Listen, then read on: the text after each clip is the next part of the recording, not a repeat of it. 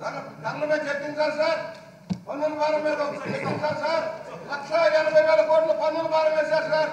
ప్రజలను ఎక్కడ పిడుగుతున్నారు సార్. ధరలు తగ్గించిన మాట కానీ ధరలు పెంచేశారు sir. I request the Deputy Chief Minister and to move the motion on behalf of the Chief Minister for leave to introduce the Andhra Pradesh Advocates Welfare Fund Amendment Bill 2024.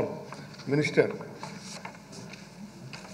Speaker sir, I beg to move for leave to introduce the Andhra Pradesh Advocate Welfare Fund Amendment Bill 2024. The question is that the Andhra Pradesh Advocates Welfare Fund Amendment Bill 2024 be introduced. Those who are for the motion, please say yeah. Those who are against, please say no. As have it, I have it. The motion is carried and the bill is introduced.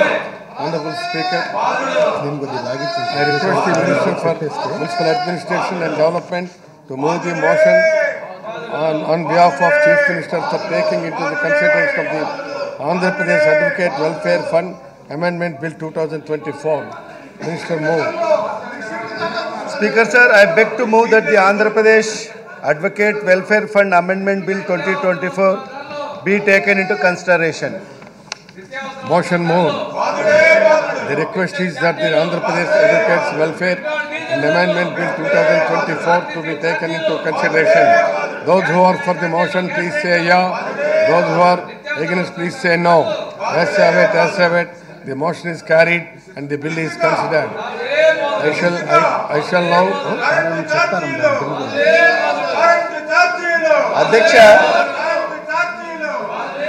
2014 సంవత్సరంలో ఉమ్మడి ఆంధ్రప్రదేశ్ రెండు విభజించబడిన దృష్ట్యా మరి 2019 సంవత్సరంలో ఇదివరకటి Andhra Pradesh bar council విభజన ఫలితంగాను 13 జిల్లాల నుంచి ఆంధ్రప్రదేశ్ న్యాయవాదుల సంక్షేమ నిధి కమిటీ 3 సభ్యులు నామనిర్దేశము చేయుటకై ఆంధ్రప్రదేశ్ న్యాయవాదుల సంక్షేమ నిధి చట్టము 1987 ప్రస్తుతము 4వ సవరించబడి ఉన్నది. 13 జిల్లాలను కలిగి ఉన్న ఆంధ్రప్రదేశ్ న్యాయవాదుల సంక్షేమ నిధి కమిటీ తెలియజేసినది.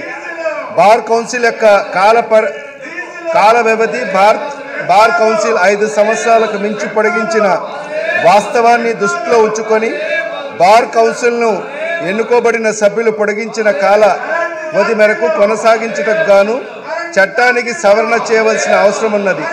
బార్ కౌన్సిల్ సభ్యులు పదవిని కలిగి ఉన్నందుకు 5 సంవత్సరంలో విహిత కాలావధి ముగిసిన పిదప న్యాయవాదుల సంక్షేమ నిధి కమిటీ ద్వారా దరఖాస్తులకు క్లెయిమ్ మొత్తాలను గ్రాంట్ చేయుటలో జాప్యాన్ని నివారించుటకు బార్ కౌన్సిల్ యొక్క పదవీ కాల పరిమితిని ఖాయపరచుటకు ప్రధాన చట్టంలోని 4 పరిచ్ఛేదమును సవరించవలసిన అవసరం ఉన్నదని ఆంధ్రప్రదేశ్ న్యాయవాదుల సంక్షేమ నిధి కమిటీ తెలియజేసినది.